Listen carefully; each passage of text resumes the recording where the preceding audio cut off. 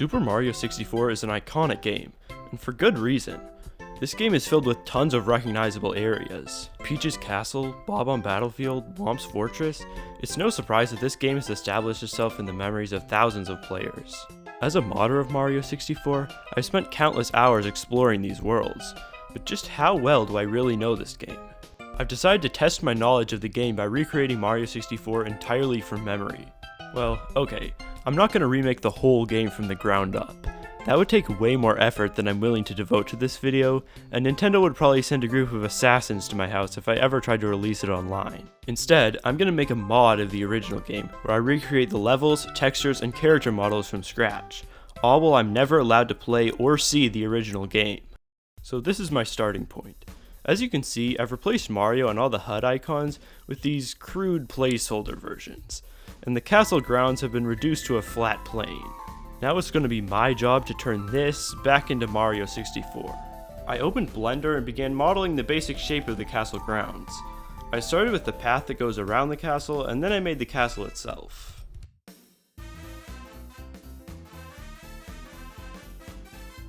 I exported the level to the game, and yeah, I think the scale might be a bit off here. The castle is absolutely huge compared to Mario. After playing with the scale for a while, I finally got something that seemed pretty close to the original. My next step was modeling the bridge leading up to the entrance, as well as adding more of the grass around the castle. I also added some placeholder colors to make the level a bit nicer to look at before I add actual textures. This is already looking a lot better than before, and you can actually tell it's supposed to be the castle grounds now. I got to work on modeling most of the remaining features in the level, like the moat, the roof, and the pond. Now that most of the level geometry is finished, I can start working on adding textures. The first texture I made was the grass texture, and the process for this was pretty simple. I basically just scribbled random lines in various shades of green until I got something that resembled grass. Since the texture size in this game is so small, this actually worked pretty well, and I ended up with a decent looking grass texture. And you'll see that I continue using this technique for most of the textures I make in this video. After using a nearly identical process to create the path texture, I added them both to the level, and I think it looks pretty good. The next few textures were a bit more involved because they're more complicated than the grass texture, but I was still able to create the stone brick and cobblestone textures with relative ease. The texture for the grassy hills was interesting because it doesn't actually loop vertically, it's just mapped onto the geometry in a way that you'll never see the seam in the texture. I also finished textures for the bridge, the roof, and the moat. With all these textures finished, this level is finally starting to come together, but our, Mario is looking a bit out of place here, so it's time to make him a real model. I started with Mario's head as it's the most important part of the model. This is easily the most complicated model I've worked on so far. Luckily, there's a few things that made this easier for me. First of all, Blender's mirror modifier made it so I only had to model one side of Mario's head, which made the process way simpler. Second of all, I've already worked with Mario's model several times in the past, so I had a pretty good idea of how the geometry is structured. In the end, I got a nice looking head model for Mario. Of course, it still needs textures, so I immediately got to work on making textures for Mario's eyes, mustache, sideburns, and cap emblem. After applying the textures to the model, it looks surprisingly good. Seriously, I think this might actually look better than the original model, at least from the front. The rest of Mario's body was much easier to create considering it's basically just a bunch of segmented spheres. Of course, I did have to make the texture for the buttons on Mario's overalls. And with that, our Mario model is pretty much done. Testing it in-game, it looks good. It doesn't really look anything like the original model, but at least it looks like Mario. Now that we have our Mario, it's time to get some objects in the game, so I started working on a texture for the trees. The trees are a bit more detailed than any of the other textures I've done so far, so it ended up looking kind of terrible. Hey, I never claimed to be good at drawing. The wooden signpost was just more of the same with a basic model and texture. The model for the door was nothing complicated, but the texture does have a specific design that I had to try and replicate. I know it had these two panels with this sort of diagonal line pattern. Something like that. Now it's time to do something that I've been putting off for a while, the stained glass window texture. This texture is large and very detailed, so it went about as well as you would expect. I was able to make an okay looking outline of Peach and these flowers that I'm pretty sure were in the original texture. Then I added colors, but it ended up looking really flat and it felt like there was some important element I was missing. But this is probably the best I'm gonna get. After this, I started adding the new objects I made to the level. I added the double doors at the entrance to the castle, and also made a new texture for the carpet in front of them. Then I added a bunch of trees around the grounds like in the original. Next, I set my sights on the moat, which is still empty. I added this new dirt texture because until now it's just been using the path texture. Then I started to work on the water texture. I knew this was going to be hard because I had to worry about varying levels of transparency along with the different shades of color.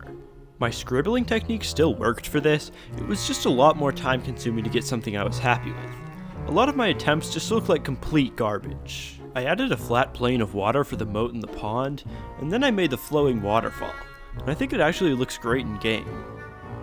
Now we can jump into the water and swim around, but when we do that we have to look at this horrible placeholder version of Mario's power meter. Yeah, I think it's about time I make proper replacements for these icons. The power meter is made up of two elements, the meter itself and the wooden border shaped like Mario's head. The meter has 8 different textures for the different levels of health Mario can have, so I had to make all of these. Then I got started on the wooden border. I drew a rough outline of Mario's head and made sure the meter was properly centered in the middle. Then I added all the shading and polished up the texture to make it look like wood. With one HUD element finished and working in game, we can move on to the icons representing Mario's lives, stars, and coins. These icons were actually just compressed 3D renders in the original game, so I decided to make mine this way too to stay true to the original, and totally not just because I'm tired of drawing textures from scratch. Starting with the Mario head icon, I knew that the original texture was a render of one of those high poly Mario models they used for promo material. But considering this texture is only 16 by 16 pixels large, I figured I could get away with just using the low poly Mario I already made, since it'll be so pixelated anyway you probably won't be able to tell the difference. I isolated Mario's head and set up a camera in a similar angle to the original. After rendering the image, I downscaled it to the proper resolution.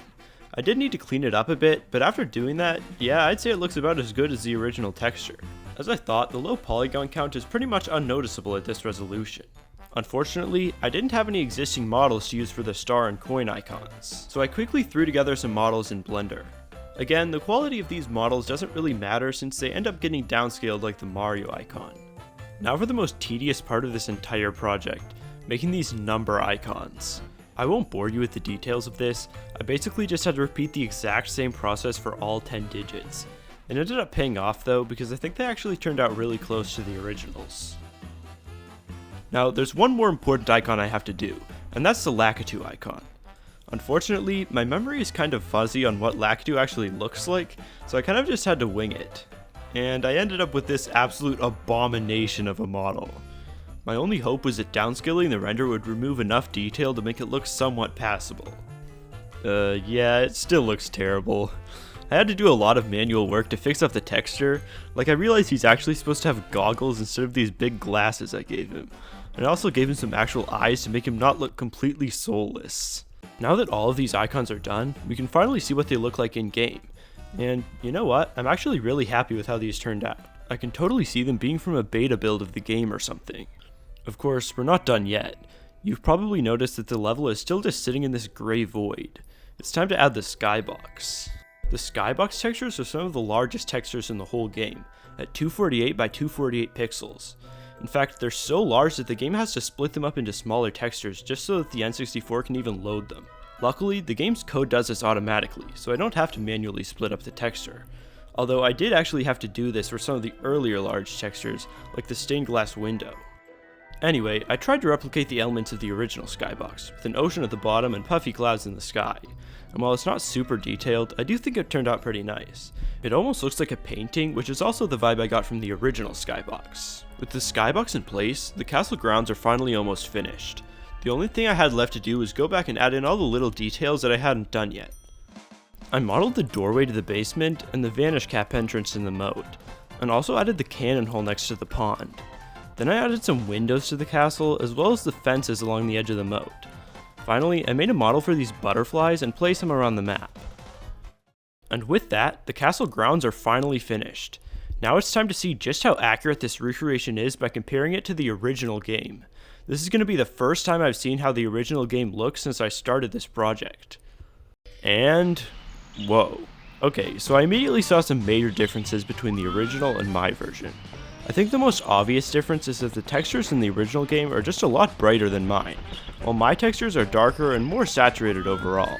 I guess it might have been a bad idea to draw all of my textures on a dark background, but I'm sure if I had used light mode, then the comments would be full of people complaining that I blinded them or something.